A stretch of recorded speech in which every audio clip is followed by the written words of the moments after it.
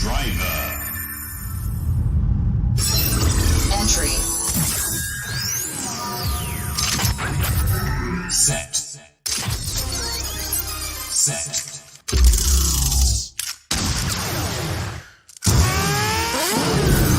Fuel on.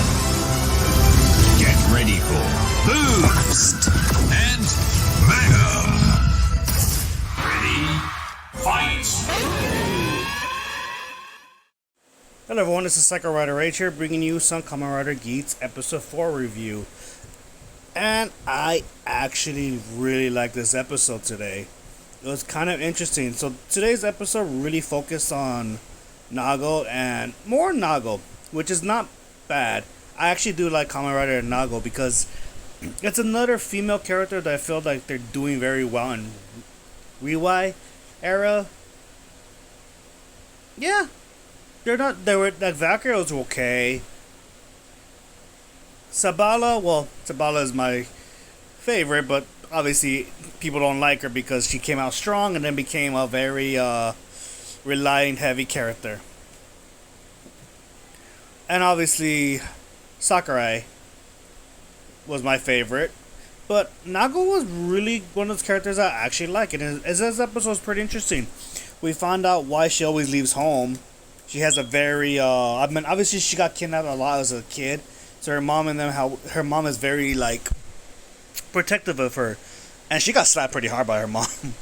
But obviously this episode really focused on Nago turning into a zombie, and Depan.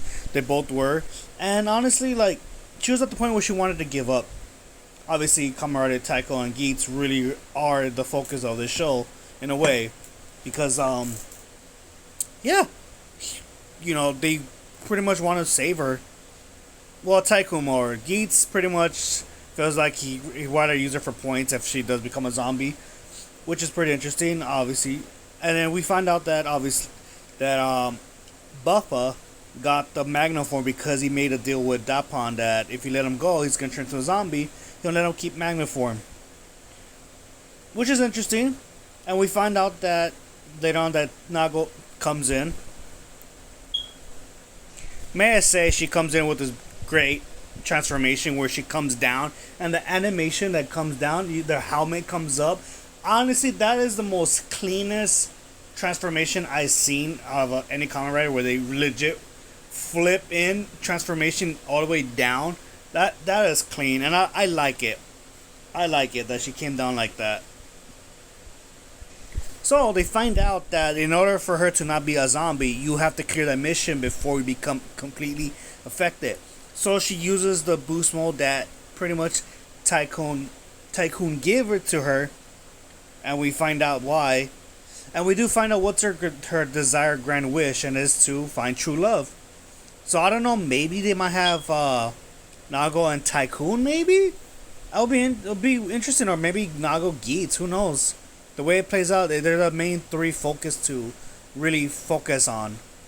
Besides Buffa, obviously he's a badass of his own, and I appreciate another bull type, But I honestly love this boost hammer form because it makes the hammer a giant. It makes the hammer like Reinhardt from Overwatch when she rushes in and that thing turns into a freaking fire type, like the engine, or what is it called, like a boost.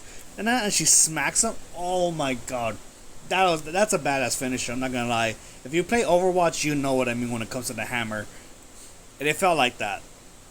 And obviously they clear the mission, and then we find out that the person with the lowest score get disqualified. So Dapan got disqualified. He didn't die. He got disqualified. So there's two ways to leave the game. Either you get disqualified or you die. And obviously, him getting disqualified, I'm glad. I hate the character. I don't like him. But good riddance. But now that we find out, it's a mystery why now they have to look for a new writer. Which we find out in the next preview. But we'll talk about that when it happens. But yeah, what do you guys think about episode 4? Did you guys like it? Comment down below. I'd like to hear you guys' thoughts, because honestly this episode was very good.